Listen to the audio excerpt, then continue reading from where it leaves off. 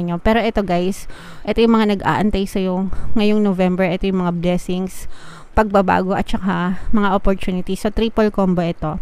And ito yung regalo sa'yo ni universe guys, dahil sa mga pagiging masipag mo, no? Yung iba sa inyo talagang masipag, A for effort, ganyan. So ibibigay sa'yo, i-rewardan ka ng universe ng mga blessings. Pero kailangan mong maging aware. Kailangan you know when to take action, mga kapiksi, okay?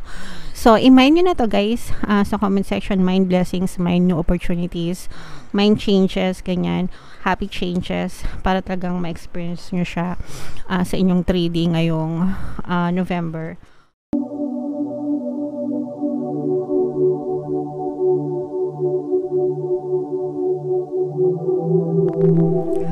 Hello guys, hello Pisces, welcome back to Pinoy Pixie Tarot. Ang pamagat ng ating episode for tonight is monthly tarot para ngayong November, para sa Pisces, Sun, Moon, Rising Sign, and Venus. General reading lang mga kapixie, pwede mag-resonate, combination ng positive and negative energy. Sa dulo ng video guys, magkakaroon tayo ng yes or no pick a card reading. Pwede kayong magtanong ng isang tanong, answerable by yes or no. Ito yung deck na gagamitin natin. Tapos titingnan natin yung sagot ng tarot sa inyong tanong. Okay? So sa dulo ng video yan guys, kaya make sure na tapusin nyo yung video hanggang sa dulo. So tingnan natin yung mga mensahe sa inyo ng inyong mga gabay Pisces para ngayong November. Choose a new direction. We also have forgiveness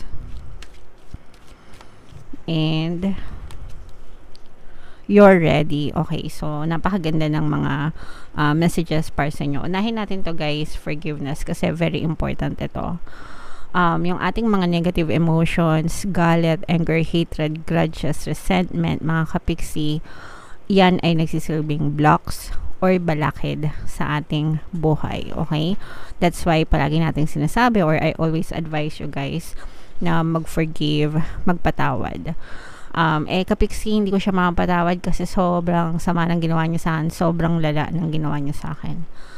So, yes, naiintindihan natin na of course nasaktan kayo, of course nagawa nila yon kasi wala silang konsensya. Okay?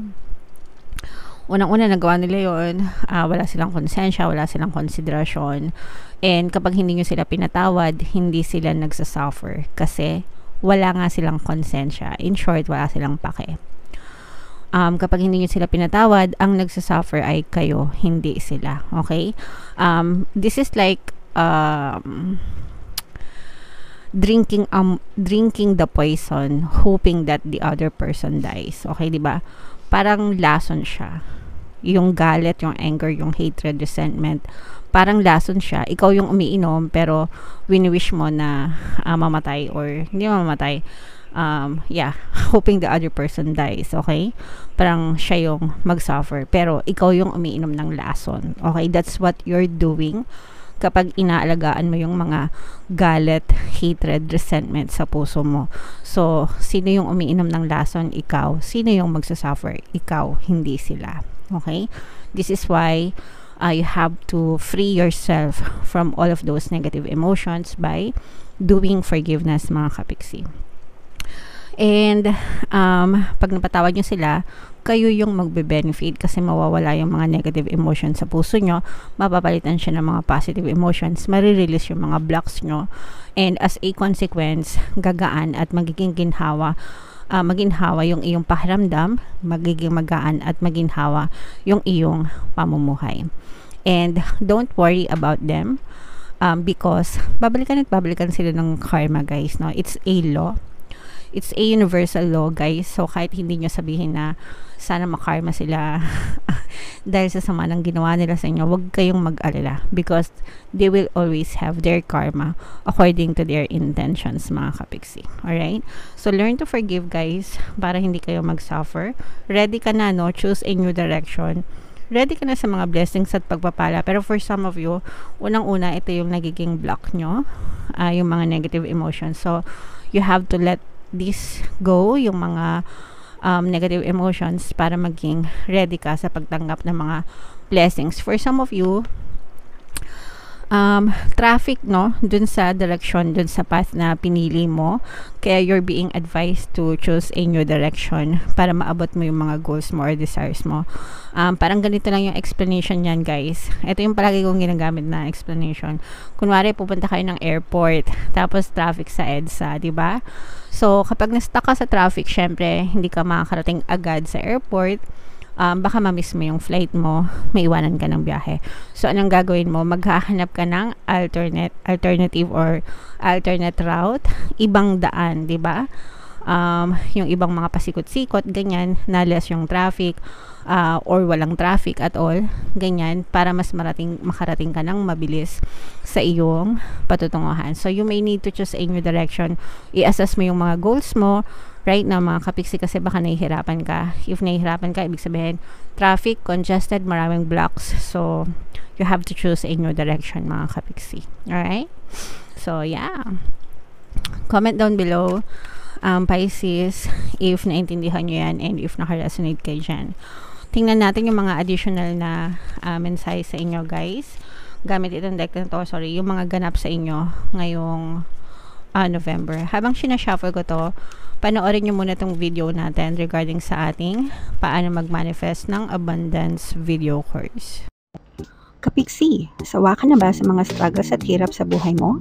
Masipag ka ba at masikap sa buhay ngunit hindi ka pa rin umaasenso?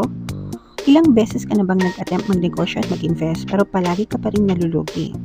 Sa pagkakataon na ito ay maaaring may subconscious beliefs ka na nagiging balakid sa iyong pag-unlad at pagyaman. Introducing, paano mag-manifest ng abundance video course. Dito ay matututunan mong ma-overcome ang mga balakid mo para tuluyan ka ng umunlad, umasenso, sumagana, maging matagumpay, successful at maswerte sa iyong kabuhayan, pera, trabaho, negosyo, salapi at kaperahan ng bonggang-bongga. Dali, mag-send na ng email sa pinoypixitaro@gmail.com at simulan na ang iyong pagyaman ngayon. Alright, so gusto mo bang yumaman, umunlad at umasenso ng bongga? Kapiksi, kung gusto mo yumaman, umunlad at umasenso ng bongga, mag-avail ka na ng course kasi sobrang ganda talaga niyan. And good news mga kapiksi, no, kasi magbibigay ako ng 10% discount until October 31, guys, so mag-avail na kayo. Meron din tayong email coaching, mga kapiksi, manifestor, desires, ng the law of attraction. If meron kayong mga specific na gusto nyong i-manifest, pwedeng love and relationship, guys, pwedeng money or career, pwede kayong magpabook ng email coaching session with me. Mag-send lang kayo, guys, ng email sa pinoypixitaro@gmail.com. So, Pisces, kayo ay na-represent ng King of Cups sa ating spread, mga kapiksi. Ito yung combination ng positive and negative. Unahin ko yung negative, mga kapiksi. May mga conflict kayo. Conflicting thoughts, no? Ibig sabihin, may mga negative thoughts kayo, conflicting thoughts, and yung nagkakos ng mga financial struggles nyo. Yung iba kasi nagkakaroon ng mga financial problems, financial stress. Kapag kayo ay nagwo-worry sa pera, nagwo-worry sa buhay, yan. If you're focusing too much dun sa energy na yon, lalo siyang mapupush out sa inyong reality. For some of you, I'm sensing na naghahanap kayo ng solusyon sa mga problema nyo, which is normal.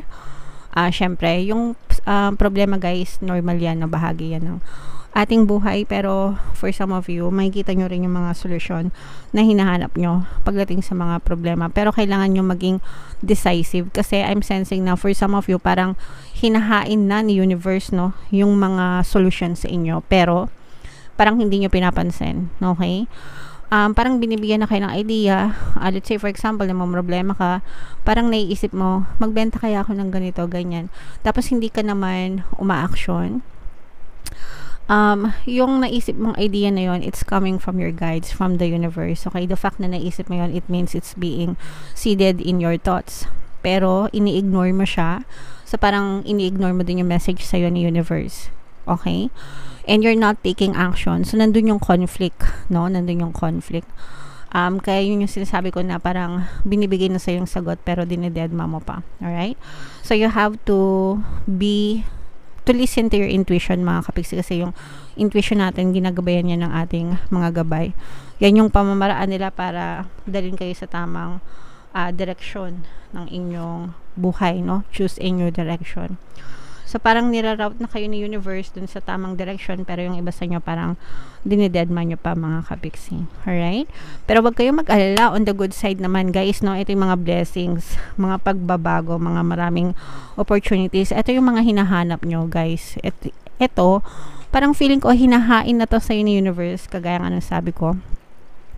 Hinahain na siya sa inyo, pero parang hindi nyo pa siya napapansin kasi masyadong clouded yung thoughts nyo ng mga problema. Okay? So, puro problema. Baka masyado kayong nafo-focus sa mga negative, mga kapiksi, kaya hindi nyo nakikita yung mga ino-offer na magaganda sa inyo ng universe. Minsan ganun, guys, no? Parang ano lang yan, minsan hanap ka ng cellphone mo. Nasaan na yung cellphone ko, hindi mo alam, nandyan lang pala sa harap mo. So yun, sinasabi ko na parang nandyan na, nasa harap mo na, nakahain na. Hindi mo pa nakikita kasi masyadong clouded yung thoughts mo. Okay? So comment down below, guys, if naintindihan nyo. Pero ito, guys, ito yung mga nag-aantay sa'yo ngayong November. Ito yung mga blessings, pagbabago, at saka mga opportunities. So triple combo ito. And ito yung regalo sa'yo ni universe, guys, dahil sa mga pagiging masipag mo, no? Yung iba sa inyo talagang masipag, A for effort, ganyan. So, ibibigay sa'yo, i-rewardan ka ng universe ng mga blessings. Pero kailangan mong maging aware. Kailangan you know when to take action, mga kapiksi, okay? So, i-mind nyo na to, guys, sa comment section. Mind blessings, mind new opportunities, mind changes, ganyan. Happy changes, para talagang ma-experience nyo siya sa inyong 3D ngayong November, Pisces. Ayan, no? Namamanifest nyo, guys, no? May mga bagay na namamanifest kayo. Yung mga hinihiling nyo, yung mga pinagdadasal nyo, it's coming to you. It's all coming to you. Ayan, guys, oh. Grabe. Pero ayan, no, dahil sa sobrang toxic ng buhay nyo, kaya kayo sinabihan na magkaroon ng forgiveness, guys. Kasi yung iba sa inyo maaring masyadong toxic. Ito yung nagsisilbing blocks nyo. Dahil sa mga toxicities, ganyan. Toxic sa paligid, toxic sa tao, toxic sa sitwasyon, ganyan. Na yung iba sa inyo medyo kinain na kayo ng toxicity. Kaya nagkakaroon kayo ng conflicting thoughts, medyo clouded. So, kumalma kayo, makakatulong sa inyo yung meditation, guys, para kumalma yung isipan nyo. Pero bukod dun sa kanina, nakikita natin na talagang mamamanifest nyo itong mga kahilingan. Ibig sabihin, guys, magpapakita ng movement si universe, no, para ipagkaloob sa iyo itong mga blessings na to, mga kapiksi. So as above, so below, mga kapiksi. Alright? So, grabe, uulan ng blessings sa inyo. Pisces, no? And, ayan, no, parang inaalagaan ka ni universe. The universe is taking care of you. Pero hindi mo napapansin kasi masyado ka nakapansin sa mga, nakatutok sa mga problema. So, be positive, mga kapiksi, no? Huwag kayo masyadong magpa-apekto sa mga negative circumstances, sa mga problema niyo sa buhay kasi nawawala yung hindi nyo na-allow yung pagpasok ng mga blessings at pagbabago. Kaya dapat talaga magkaroon ng forgiveness, guys. Mag-cleanse kayo, makakatulong yun. Alright? Okay. So, tingnan natin. Pisces, ito yung ating yes or no pick a card reading. Huminga ng malalim, guys. Tapos itanong nyo sa isip nyo yung tanong nyo for November. Isang tanong lang. Answerable by yes or no. Habang sinashuffle ko to, guys, no, meron tayong membership program dito sa ating channel. Sa lahat ng gustong mag-join, i-click nyo lang yung join button dito sa video na to o kaya dyan sa ating YouTube homepage. Pag member na kayo, magkakaroon kayo ng access dun sa mga exclusive videos ko regarding manifestation using the power of your subconscious mind and law of attraction. Nagtuturo ako din ng mga techniques in mga konsepto ng tamang pamamaraan ng pagmamanifest. So, mag-join na kayo. So, himinga ng malalim. Tapos, itanong nyo sa isip nyo yung tanong nyo. Isang tanong lang. Tapos, pili ka ng isang card. Card 1, card 2, card 3. Kung card 1 ang napili mo, ang sagot sa tanong mo ay yes. Kung card 2 ang napili mo, ang sagot sa tanong mo ay yes. Kung card 3 ang napili mo, ang sagot sa tanong mo ay yes. So, congratulations, Pisces, kasi puro yes yung lumabas sa'yo. Alright? So, comment down below if naka-resonate kayo mga kapiksi. Ito yung ating 2024 kapalaran guys. Kung hindi nyo pa napapanood, panoorin nyo na. Super nice. Super ganda. And ito naman yung ating success stories ng paano mag-manifest ng abundance video course. Thank you for liking, sharing, and subscribing mga kapiksi. And see you again next time. I love you all guys. Have a nice day. Bye-bye.